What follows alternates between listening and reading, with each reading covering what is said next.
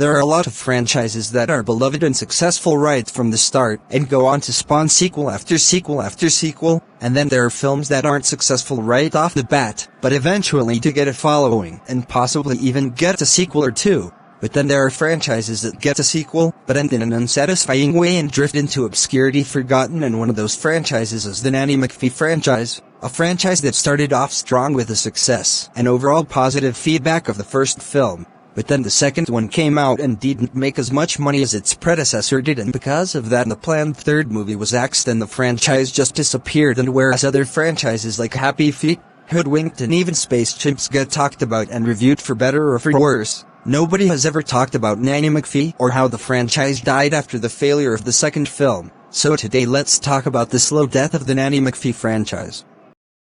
So Nanny McPhee is based on a book series called Nurse Matilda, and it follows the same beats as the movies. A no-nonsense nanny uses magic to teach mischievous kids lessons and change them for the better. I'm not sure why they changed the name to Nanny McPhee. They probably just didn't want it to get confused with the Roald Dahl adaptation. Nanny McPhee was released in January 2006 and was a huge success, making over $123 million against a $25 million budget. And it had a strong positive reaction from critics and audiences, getting a 74% certified fresh critic score and a solid 64% audience score. And it's easy to see why. Nanny McPhee is a big-time classic. It's got memorable characters, hilarious charming comedy, and it's full of heart and gut-wrenching drama. It's one of my favorite family films of all time.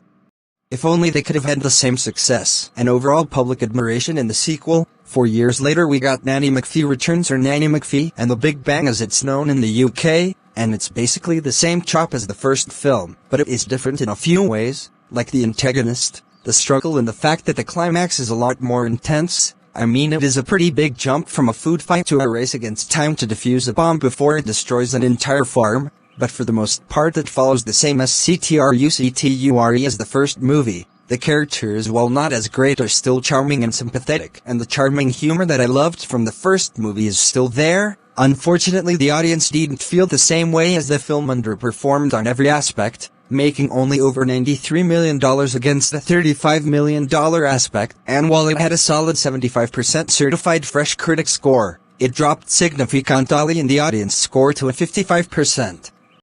There's a few big reasons for this disappointing result. The big one is that it was released in the summer. This is not the type of film that people flock to see in the summer. It's a family film. A film like this could not stand a chance against the competition, which are either blockbusters or big animated films, which were Toy Story 3, Shrek 4, Despicable Me, Harry Potter 7 and Iron Man 2. Just like Disney with Narnia 2 and Sony with Stuart Little 2 made the stupid decision of thinking that releasing this movie in the summer would make it more successful, when it was obviously gonna be the total opposite, and they should have released it in early February to late April, which would have given the film more of a chance to be successful. It wouldn't have made as much money as those bigger films I mentioned, but it would have at least made more than it ended up making. At the very least $250 million. And it didn't help the trailers and TV spots basically told the audience that it was the same as the first, and that probably turned people off to it and decided to rewatch Toy Story 3 and Despicable Me, since it presented something new.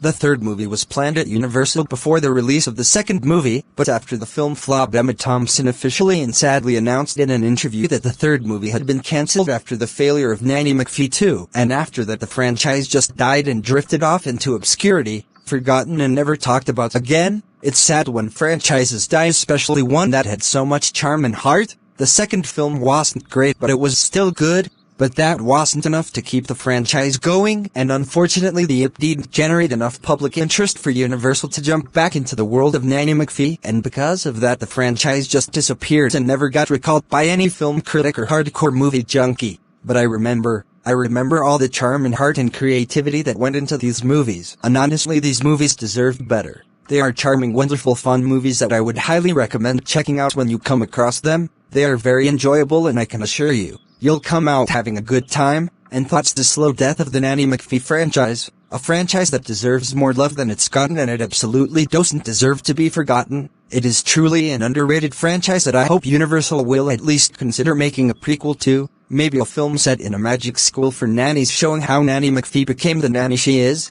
Anyways guys, what do you think? Let me know down in the comments, and I'll see you guys later.